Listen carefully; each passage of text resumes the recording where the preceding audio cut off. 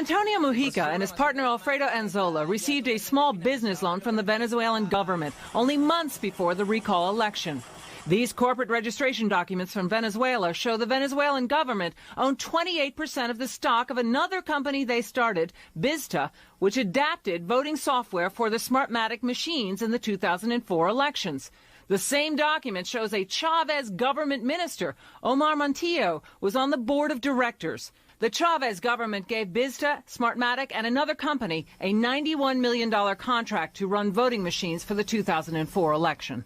The next year, the owners of Smartmatic, primarily owned by Venezuelan businessmen, bought Sequoia, one of the top electronic voting system companies in the United States, for $16 million. Smartmatic is a labyrinth of international holding companies owned by Venezuelan businessmen. Smartmatic Group NV of Curaçao, Netherlands, Antilles owns Smartmatic International BV of Amsterdam, Netherlands, owns Smartmatic Corporation of Florida, which bought Sequoia Voting Systems of California, USA. When Smartmatic bought the U.S. voting machine companies, the U.S. government did not review the sale. Many experts say those voting machines were manipulated in Venezuela to give President Hugo Chavez a victory. Exit polls done by the U.S. firm Penn, Schoen and Berland had Chavez losing 41% to 59%.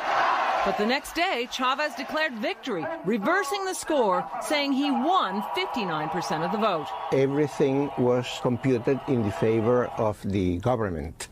So the only explanation is that the Smartmatic machines had been programmed in that way. A Harvard mathematician crunched the numbers on the Venezuelan election. It had to be the Smartmatic system. All these machines talk to a central computer and report on their results. And in that mechanism, as they communicate with the central machine can report anything. Smartmatic is technically based in Boca Raton, Florida, but the president of the company, Jack Blaine, testified to the Chicago City Council. Fewer than a dozen Smartmatic employees work in Florida. The majority of the workers are based in Venezuela.